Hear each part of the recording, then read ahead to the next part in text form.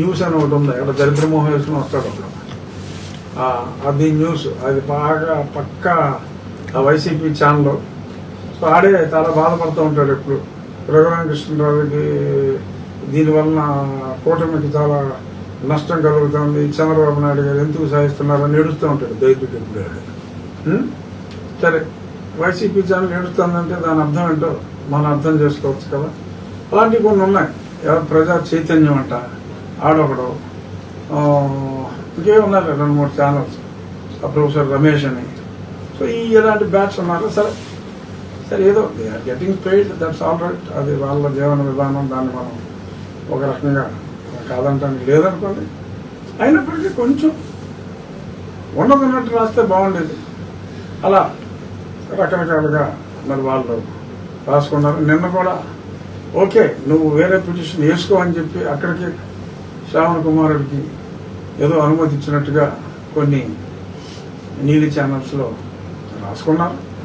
సరే, నీవు we are least bother.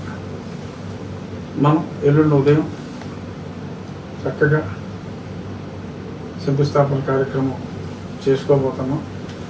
సోమవారం నాడు ఏమన్నా వేసుకుంటాడు, దానివల్ల ఏం ఫరక్ పడదు. మనకు వచ్చిన నష్టం ఏమాత్రం లేదు.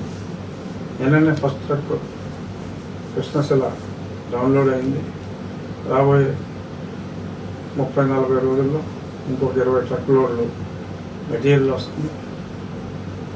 ఆ తర్వాత క్రేన్ సహాయంతో త్వరితగతిన నిర్మాణం, చిన్న స్థలం అయినప్పటికీ కూడా అద్భుతమైన శిల్పకళ పుట్టిపడే విధంగా ప్రముఖ స్థపతి శివనాగిరెడ్డి గారు, వారి అసిస్టెంట్ సుధాకర్ సింగ్ గారు, వారి సమిష్టి నాయకత్వంలో చక్కటి దేవాలయ నిర్మాణం నిర్విఘ్నంగా జరుగుతుంది.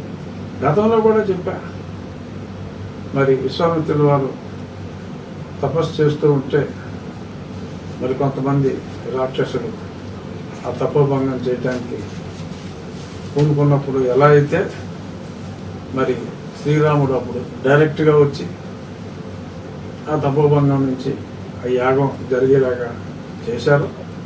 మరి ఈ కలియుగంలో శ్రీరాముడు ప్రత్యక్షంగా రాలేనప్పటికీ మంచి న్యాయవాదుల రూపంలో శ్రావణ కుమారుల్ని కోర్టుల్లో ఎదుర్కొని మనకి అలాంటి ఏంటది శంకుస్థాపన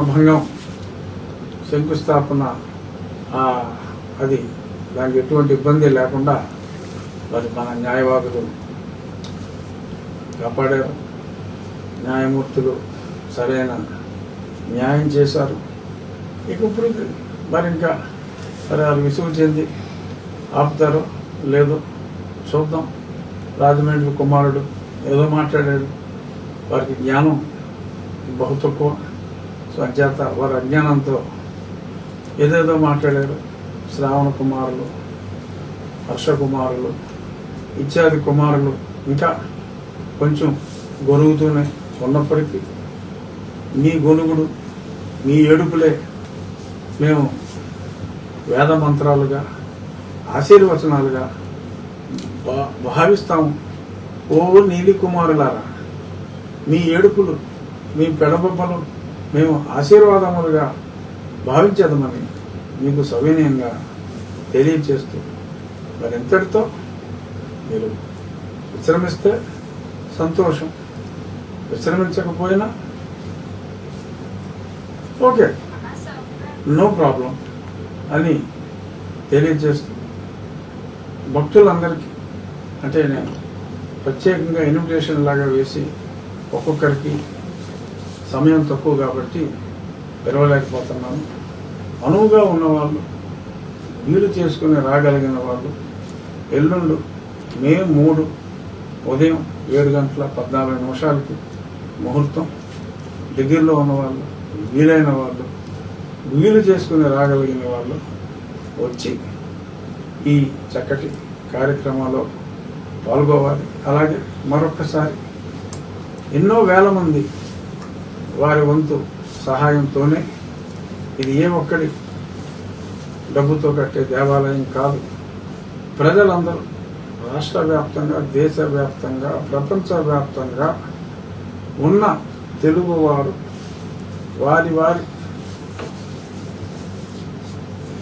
స్థాయి కన్నా తక్కువగానే, ఎందుకంటే ఎన్నో లక్షలు ఇచ్చేవారు ఉన్నారు, అయినా 10,000 మనం లిమిట్గా పెట్టుకుని మనం ఈ రామాలయం అనే ఈ యజ్ఞాన్ని తలపెట్టాం.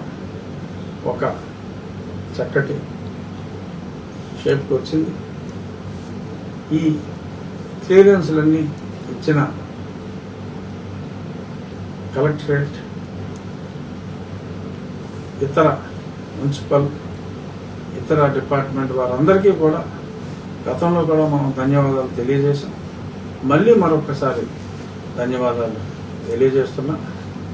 ఇంకా ఈ సందర్భంగా ఏమైనా ప్రశ్నలు ఉంటే, కోటి మంది ఉన్నాం మేము, మీరు మమ్మల్ని అలా ఫేస్ చేస్తారని వాళ్ళు గట్టిగా డిమాండ్ చేస్తున్నారండి. మా కోటి ఓట్లు ఉన్నాయి, రాష్ట్రంలో మేము ఏ పార్టీని శాసించగలం అని వాళ్ళు ఒక అంశాలు లేవనెత్తుతున్నారు. దీని మీద ఆల్రెడీ వైరల్ అవుతుందండి సోషల్ మీడియాలో ప్రస్తుతం సార్. ఎవరు అది లేవనెత్తేది? మీరు ఎవరైతే చెప్తున్నారో ఆ కుమారులండి. దళిత క్రైస్తవులు. దళిత క్రైస్తవులు అనే పదం నిషేధం అయినప్పటికీ దళిత క్రైస్తవులే అవుతారు కదా సార్. క్రైస్తవులు కన్వర్ట్ అయిన వాళ్ళు అవ్వచ్చు, లేకపోతే ఎస్సీగా ఉండి. దళితులతో ఎటువంటి ఇబ్బంది లేదు, క్రైస్తవులతో ఎటువంటి ఇబ్బంది లేదు. ఎందుకంటే వేరే కులాల వారు క్రైస్తవులుగా మారిన వారు కూడా ఉన్నారు, వారితో ఎటువంటి ఇబ్బంది లేదు. దళితులతో, హిందూ దళితులు ఉన్నారు, వారి హక్కుల కోసమే ఇప్పుడు మేమైనా పోరాడేది, వారితో ఎటువంటి ఇబ్బంది లేదు. ఇక రాజ్యాంగంలో లేని పదం, రాజ్యాంగంలో నిషేధిత పదం అంటే చెప్పుకోవచ్చు, బట్ ఎటువంటి దళిత హక్కులు ఉండవు అని చెప్పి రాజ్యాంగంలో స్పష్టంగా చెప్పింది దళిత క్రైస్తవులు.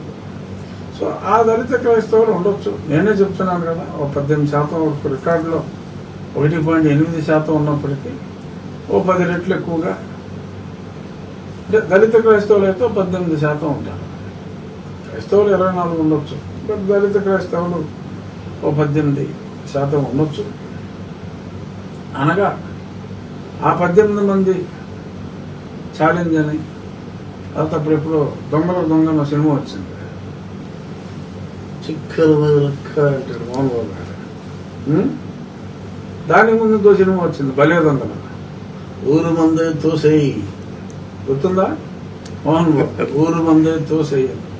అలాంటి డైలాగులు మీరు చెప్తే మనం నవ్వి ఊరుకోవటమే. ఎందుకంటే మరి వారు చెప్పిన కోటి సంఖ్య ఏదో 25-30% పెంచి చెప్పుకున్నారు.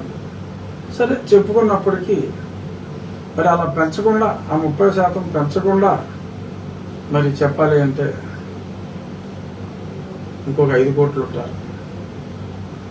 అది 20% అనుకుంటే, 20% కోటి అనుకుంటే మిగిలిన 80% ఉంటారు కదా. మరి 4 కోట్లు